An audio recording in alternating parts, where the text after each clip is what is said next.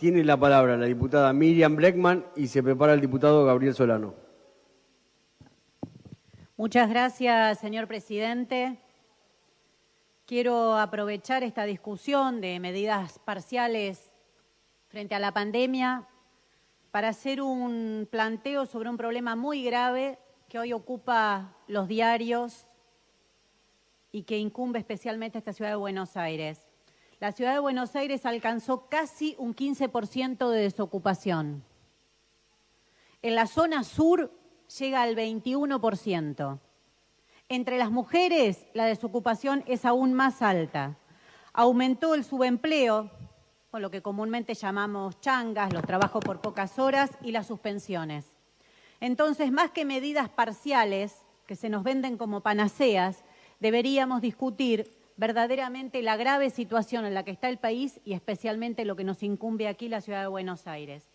Por eso quiero destacar que a iniciativa del Frente de Izquierda, hoy se aprobó la legislatura la tabla 1842 de 2020, donde se expresa preocupación por la grave situación que están viviendo hoy los trabajadores y trabajadoras de LATAM. 1.700 puestos de trabajo directos más otros 1.500 de empresas tercerizadas pueden finalizar, pueden quedar en la calle por las políticas de esta empresa. LATAM no es cualquier empresa, es una de las más grandes del mundo en su rubro y es la aerolínea más grande de América Latina. Y quiero manifestarlo aquí, señor presidente, porque estoy convencida que la pasividad gubernamental ante esta política agresiva, ofensiva contra sus trabajadores y trabajadoras de la empresa LATAM es la peor receta que se puede tener y peor aún frente a la pandemia y estas cifras de desocupación que asolan a la ciudad de Buenos Aires y a todo el país.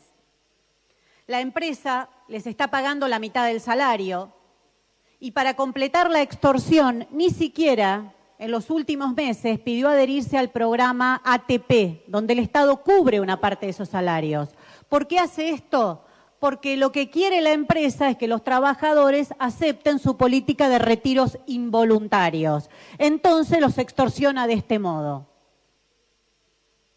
No sirven las declaraciones, no sirven las expresiones en un expediente que haga el Ministerio de Trabajo. Lo que se necesita es que se obligue a esta empresa que en medio de la pandemia quería seguir dividiendo 57 millones de dólares de dividendos a que cumpla sus obligaciones con los trabajadores y las trabajadoras.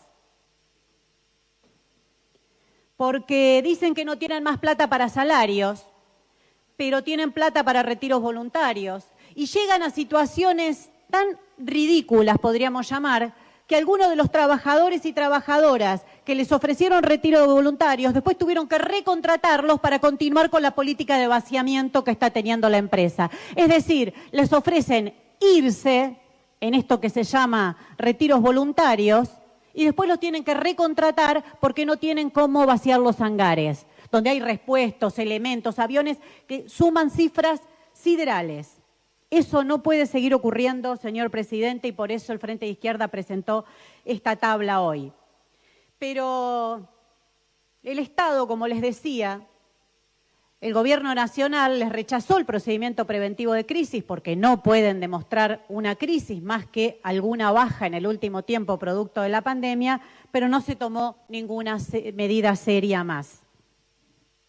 Los trabajadores son los que asumieron, una vez más, como hemos visto tantas veces en la historia reciente de la Argentina, la política de evitar el vaciamiento.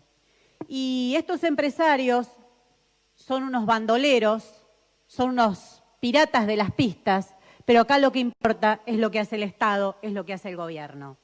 Quiero decir, señor presidente, que frente a esa pasividad se ve notoriamente un contraste. Y es la enorme solidaridad que están recibiendo desde personalidades de la cultura, del arte, de los medios de comunicación, de los organismos de derechos humanos. Podríamos destacar a Ricardo Darín, Leonardo Sbaraglia, Nora Cortiña, Pérez Esquivel, estos dos queridos compañeros que siempre están para solidarizarse, Tomás Fonsi, Verónica Ginás, Franchella, Sebastián Verón, Juan Sebastián Verón. Bueno, todo el arco del deporte, de la cultura, de los derechos humanos se da cuenta que no puede quedar una familia más en la calle. Y por eso nos preguntamos qué hace falta para que se dé cuenta el gobierno de que no puede quedar una familia más en la calle y mucho menos en medio de esta pandemia. Nosotros seguiremos peleando, acompañando a los trabajadores y trabajadoras y planteando que se necesita una línea de bandera del Estado que impida estas estafas, estos vaciamientos, que impida nuevos y nuevas desempleados.